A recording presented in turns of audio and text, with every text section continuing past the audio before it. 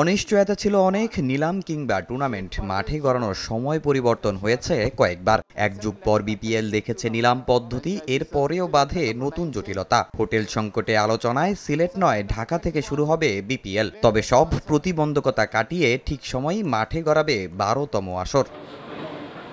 BCB নির্বাচনের অল্প কদিনের মধ্যেই নতুন বোর্ডের সামনে বিপিএল, সঙ্গে ঘরোয়া লিগ বর্জন করা ক্লাবগুলোর চোখ রাঙানি। তার মধ্যে বিপিএল করা ছিল সাহসী সিদ্ধান্ত, যদিও তাদের সফল হওয়া না হওয়া নিয়ে আলোচনা চলছে এখনো। তবে সেসব একপাশে রেখে নিয়ম অনুযায়ী এবার পূর্ণাঙ্গ সূচি প্রকাশ করল বিসিবি। কিন্তু 4 ভেন্যু নয়, 3 ভেন্যুতেই হবে 12তম আসর। আলোচনা থাকলেও শেষ পর্যন্ত তালিকায় রাখা হয়নি রাজশাহী ভেন্যুকে।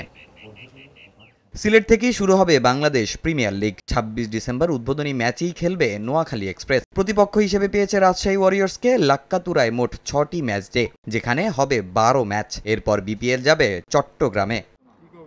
চট্টগ্রাম পর্ব শুরু হবে 2026 সালের 5 জানুয়ারি থেকে।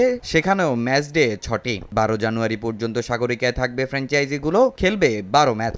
গ্রুপ পর্বের দিনের 2 ম্যাচ শুরু হবে 1টা ও সন্ধ্যা 6টা থেকে। তবে শুক্রবার সেটা শুরু হবে 2টা ও সন্ধ্যা 7টা থেকে। তবে এবার মিরপুর দেখবে ভিন্ন চিত্র। প্রতিবার যেখানে সবচেয়ে বেশি ম্যাচ হয়, এবার সেখানে হবে সবচেয়ে কম 10 ম্যাচ। মিরপুরের স্লো উইকেট নিয়ে সমালোচনা অনেক দিনেরই, তাই টি-20 বিশ্বকাপের আগে হয়তো এই ভেন্যুতে ম্যাচ কম রেখেছে গভর্নিং কাউন্সিল।